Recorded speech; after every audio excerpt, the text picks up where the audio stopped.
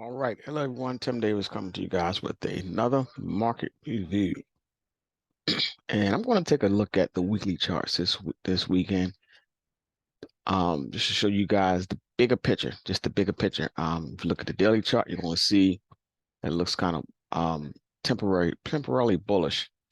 But if you look at the weekly chart, it is painting a different picture. So I want to start off by taking a look at the SPXA 200R, which is the tool that tracks the percentage of S&P 500 stocks that are trading above their 200-day moving average. And I want to point out how it ran into some major resistance on last week, probably said about the last 2 weeks, and it showed signs of a reversal.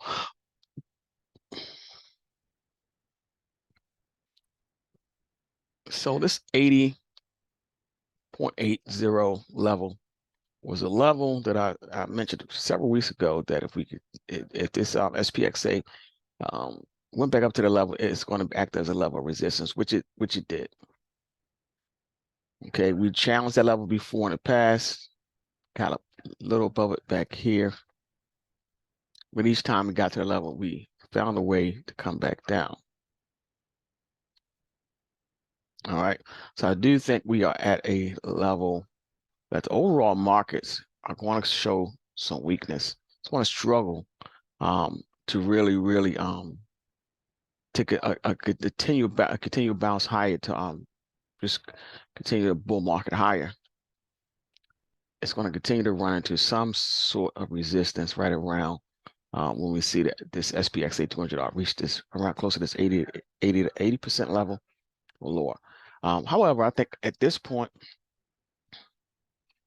80% level has been tested already, and it will probably continue to fail. Probably not even get back to that point. I think this is going to be right above 70. So right around 0.7375 is probably going to be where we continue to run into resistance at this point. You see our 20 moving average, which is this yellow line right here.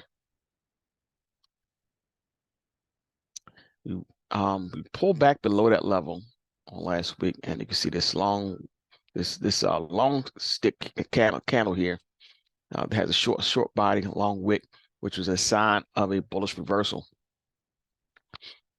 Okay, back up to this level here, which is where we stopped. So that's just around 70%. So this particular tool got back up to 70% of stocks trading above the 200-day moving average and pretty much stopped there.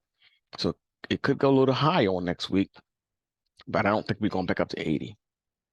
I do think we're going to battle resistance right at that level. So with that said, let's take a look at the overall market. And if we do, and then let me pause 1 second. Weekly chart. If we break below this level here, which is a 62% level. I do think we could be heading all the way back down here as a possibility. So we could see continuation of lower prices and overall market over the coming weeks. Maybe the summer could be very weak. If you look at some of the other tools, DTM squeeze still shows weakness. Even though we had a bounce back here, we did not show any strong light blue bars like this, which signals a nice move, a nice continue move higher. We didn't show that. If you look at the full stochastics, is still showing negative. We got a bearish crossover there. And if you look at the wins percentage, it is still heading lower. Look at the CCI, it's definitely still heading lower as well. So let's look at the tool that tracks percentage of stocks trading by the 200-day moving average. Now let's look at the indices themselves. First, let's take a look at the S&P 500.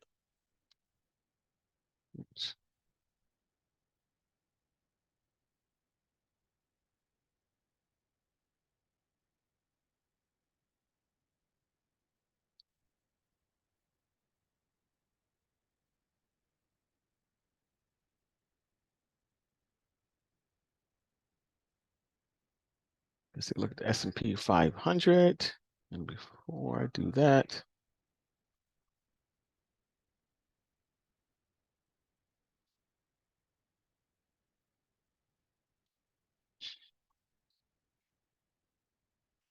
right, so here's a look at the weekly chart of the SPX, the S&P 500.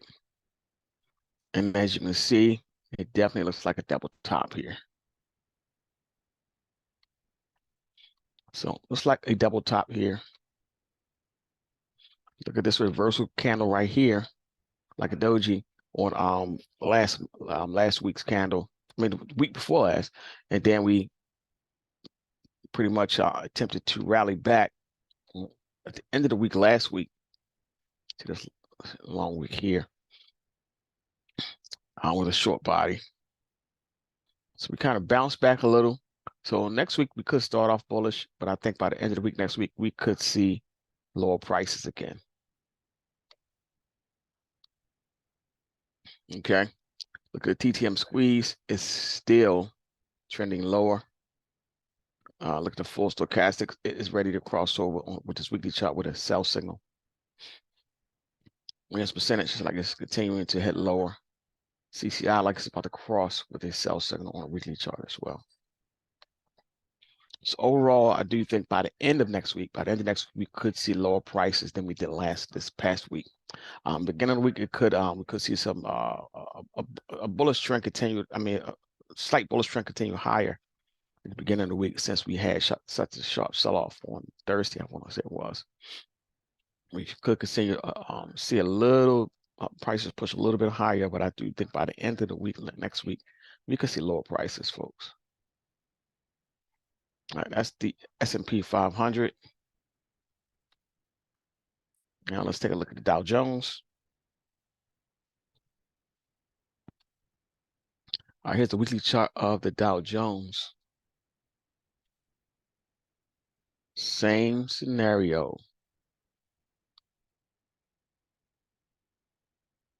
Looks like a double top pattern. 40,000 was that level that we got to. We haven't got to 40,000 in history. So 40,000 was a strong push higher, but I think that is where we topped out at. So I do think we're probably going to continue lower, but and again, the beginning of the week, because see prices fool folks and start to trend a little bit higher. But I think overall, look at the past 2 weeks, prices have, volume has ticked up as price action has been trending lower as a bearish signal. If you look at the CTM squeeze, it is still showing weakness and starting to trend lower. Look at the full stochastics, still got that sell signal going on.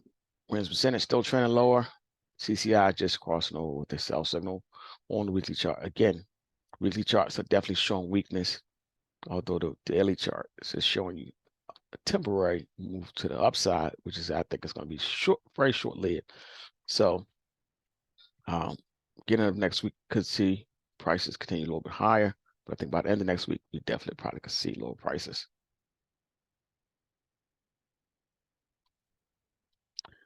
That's the Dow Jones weekly chart.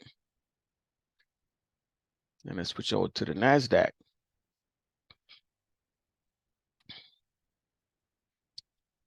Here's the NASDAQ. So NASDAQ is the only one that just showed us first red candle on last week.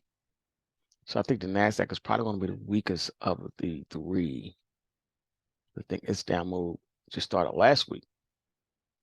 So it was pretty much dead even with the candlestick on the previous week. But ended lower last week overall. So again, we could see a little bit prices rally just a little higher, but overall it looks like it's ready to start to roll over on a weekly chart. TTM squeeze still showing signs of weakness. Full stochastics has not crossed with that sell signal yet, but it's getting very, very close. Wins percentage starting to trend downward. CCI definitely starting to trend downward and has not crossed with that sell signal yet. So it's still trending downward on the weekly chart. So I still think there's much more room to fall over the next several weeks or so. So we have to monitor that carefully. I do think eventually we will possibly break or test on the weekly chart this 20-period moving average on our NASDAQ. So we could see that test sometime next week. Let's look at our NASDAQ. Let's take a look at the Russell.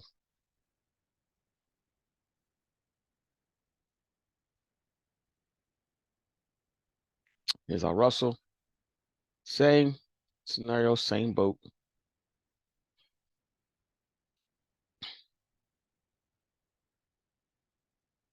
So if we take a look at our Russell, same scenario.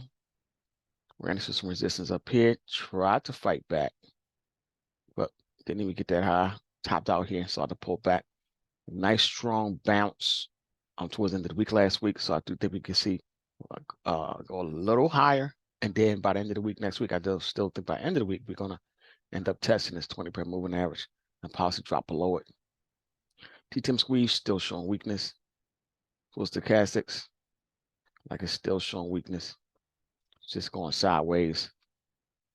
This percentage still showing some weakness, going trying to go sideways. And T10 squeeze, CCI, like it's ready to cross with a sell signal. Again, these are weekly charts that we're looking at because I'm going to look at the bigger picture instead of the short-term noise. Let's take a look at a weekly chart of the VIX.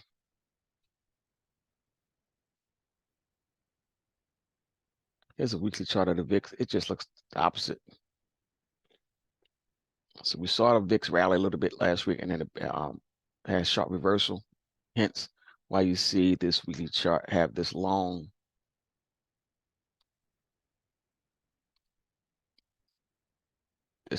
bearish reversal type candle last week.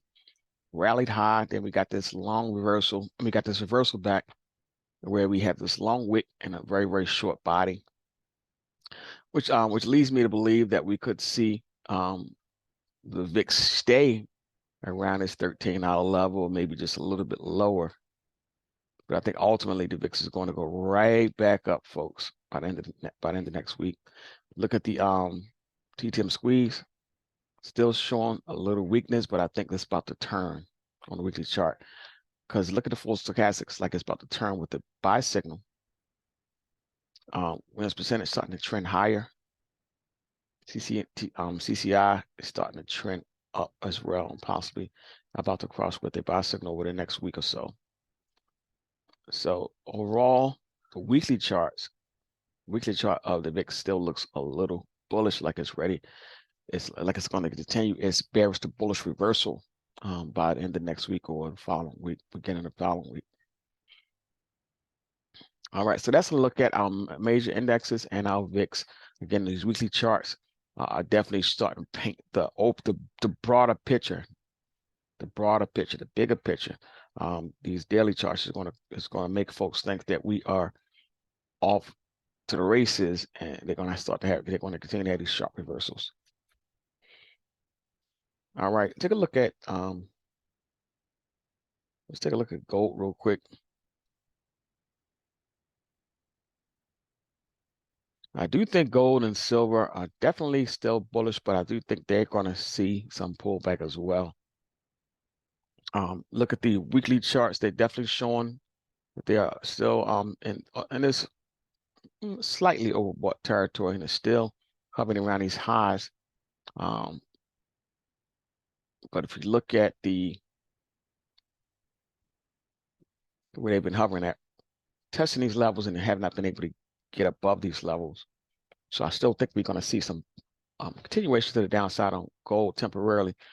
We could come all the way back down here to even test the 20% moving average. So look at the CCI gave us a sell signal, crossed with a sell signal back in April, but it's been just maintaining those highs. So still think we could trend just a little bit lower. Just not sure how low, but I do think this 20% moving average is going to be a gauge of the prices could travel to, and that could happen quick. So if we start to see we got some data coming out, overall market data coming out next week. That data could be could move markets in a big way. So that could also affect gold and silver.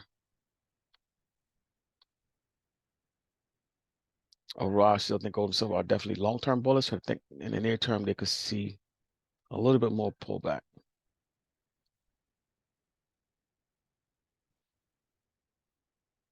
All right, folks. My computer is definitely starting to freeze, so I'm gonna end this.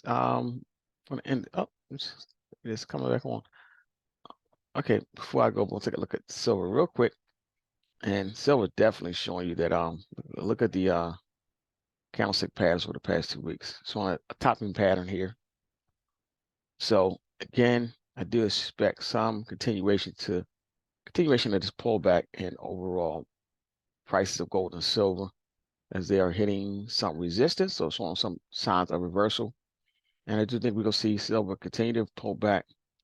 And folks, it could pull back significantly, maybe even back down to uh, right around 27 bucks, maybe even lower. Do you think it's going to come back down and test this 20-per moving average? So they may meet somewhere in the middle. You have to see how that pans out.